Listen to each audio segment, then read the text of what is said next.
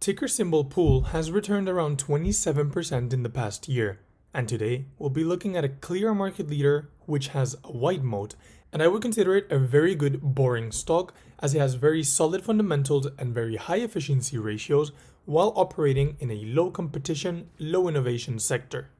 So today we'll be looking at Pool Corporation, a swimming pool company. So in their annual report, they say that they are the world's largest wholesale distributor of swimming pool supplies, equipment, and related leisure products. So they mainly work as a distributor, meaning that they purchase a lot of products from a lot of manufacturers, and then they resell to their clients at better conditions since Pool Corporation buys at scale. Their clients are usually smaller companies which are facing the public and which will sell those products to individual buyers. So Pool expects higher demand for swimming pool products due to two main things. The first one is the higher number of pool installations that they are every year due to higher disposable income. And the second one is the pool remodel activities due to increased aging. So this means either improving your pool, making it look more modern, or just changing your pool equipment. They break their growth strategy into three main levers. The first one being to promote industry growth. They do some marketing just to incentivize the installation of swimming pools so they can increase their addressable market. Then they promote the growth of customers' businesses by providing broad and high quality product assortment to their clients. And then they are actively trying to improve their operating efficiency, especially by digitalizing their operations and by investing a lot in technological advancements. But the financial analysis is where this company starts getting really interesting, especially because they have a return on capital employed of 29%, which is extremely solid and outpaces any other company in the sector. They have a very solid interest coverage ratio of 25 times, meaning that they have no short-term interest risk. Then they have a cash conversion of 47%, which is really low. We usually like to look at this ratio over 90%, but this is good since it means that the stock has room to run. Their profit margin of 31% is really good, and their operating margin is above what we usually want to look for, which is usually around a 15%. One thing I'm not a fan of for this company is that it has very cyclical demand. Of course, if times get tough and there is a recession, the first thing that people will cut off is on things like swimming pools or changing and upgrading swimming pool supplies. So this happens for this company to be very, very cyclical, and that is one of the things I don't like. As you can see, from September 2021 all the way up to December 2022, revenues, gross profits, and net income increased, but in the past year they have been decreasing consistently. And one worrying trend I see is that their net margin has gone from around 13% closer to 10%, which is a warning sign. However, their financial analysis looks really fine. They have total assets higher than total liabilities, and in recent times they have deleveraged by increasing their equity and lowering their debt, bringing their debt to equity to a more manageable level.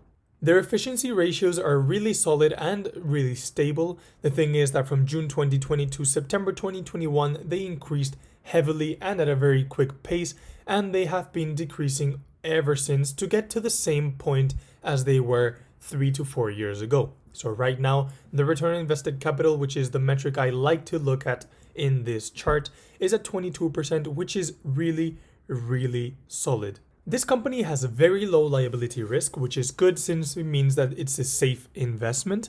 It has a very solid balance sheet, meaning that it can cover its short-term obligations only with its short-term assets. It actually pays a dividend and it conducts share buybacks, which is a very positive thing that a company should do.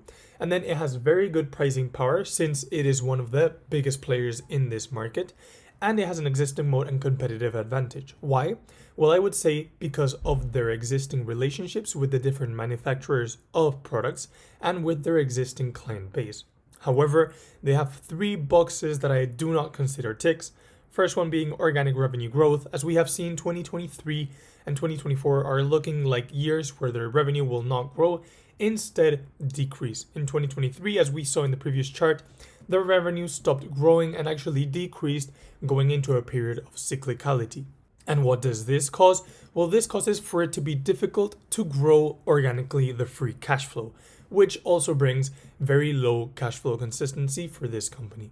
They do pay a solid dividend, though, that right now it's at 1% dividend yield with a low payout ratio of 33%, which is good because it still leaves them a lot of cash to reinvest back into their business. One thing I do like about this company is that, as you can see, their dividend per share, the blue line, is increasing at a faster rate than the amount paid, the green bars. Why is this? Well, this is the effect of repurchasing their shares. They do not need to increase their dividends to provide more dividends per share since they are buying back a lot of shares. This is very positive for the shareholder.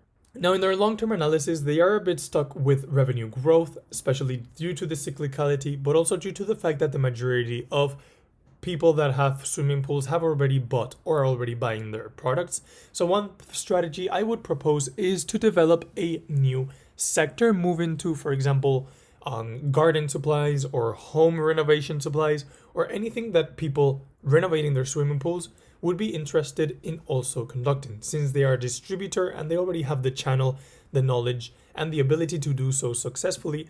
They could move into new sectors to become less cyclical and to increase their revenues. And next, I would propose some geographical expansion into other similar countries such as Canada, or just moving into the EU. Looking at their valuation, this company traded at a very, very big discount in September 2022, where it had a PE ratio of 16.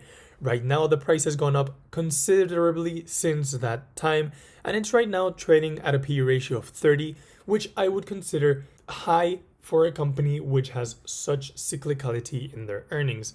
However, when looking at the free cash flow yield, it tells us that this company is attractively priced since the free cash flow yield is 3.17%, which is higher than the long-term inflation rate. I do not consider competitors or the worsening of the competitive landscape a big risk for Pool Corporation due to the main fact that they're already one of the biggest players, and I believe that they have a very, very solid competitive advantage over the rest of them. I honestly doubt that any hurtful regulation will come up against pool supplies in the short term, so that's why it's only at 20%.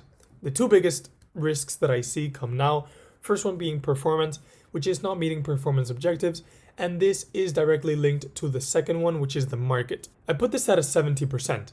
Why? Well, this is because first, this company's revenue is extremely cyclical. We have seen in 2023 how it decreased heavily just based on the fact that people had already bought those products the prior year and they weren't going to buy them this year. But in case that there is an economic downturn, I believe that this is one of the main expenses that customers will cut.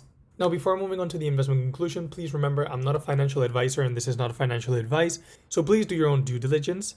However, I do believe that this company has a strong competitive advantage and a high return on capital employed, meaning that it creates value for the investor. However, it does not have consistent, predictable, and resilient cash flows due to their However, they do not have consistent, predictable, and resilient cash flows, so I believe that this is a good company, but too cyclical for my type of investment. Thank you for watching. As always, this has been the Cashflow Compounder. Join the free Patreon for extra content, and there is a link in bio for a free stock if you join Trade Republic or Trading 212.